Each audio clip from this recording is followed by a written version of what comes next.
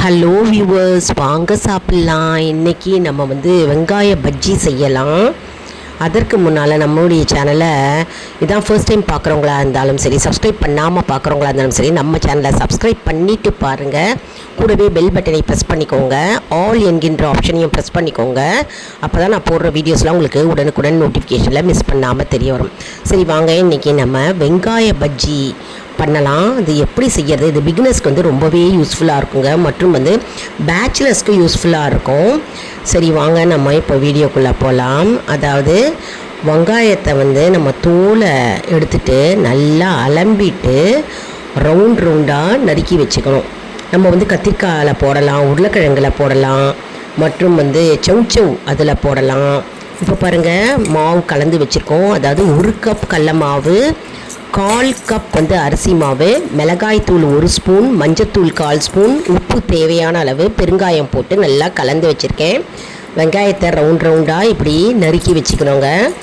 அதாவது தோலை எடுத்துட்டு நல்லா அலம்பிட்டு ரவுண்டாக நம்ம ஸ்க்ரேப்பர்லேயும் பண்ணலாம், அப்படி இல்லைனா நம்ம அருவாமனையிலையும் நம்ம நறுக்கிக்கலாம்.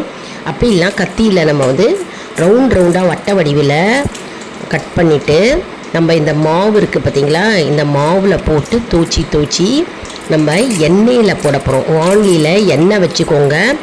எண்ணெய் வச்சு நல்லா கொதிக்க விடுங்க. எண்ணெய் நல்லா சூடாக இருக்கணும்.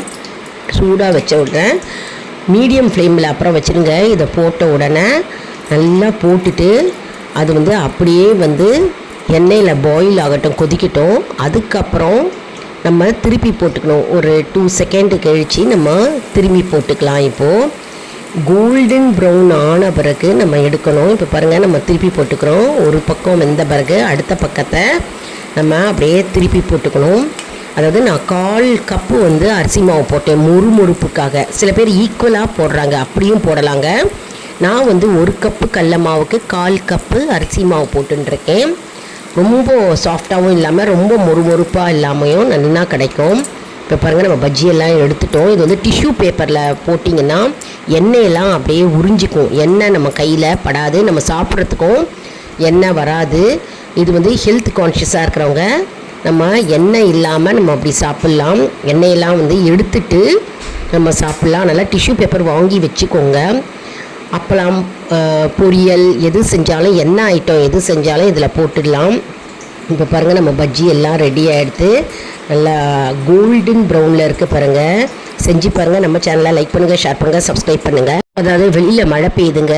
மழை பெய்யும்போது இது சுட சுட மொறுன்னு சாப்பிட்டா நல்லா டேஸ்ட்டாக நல்லா இருக்குங்க.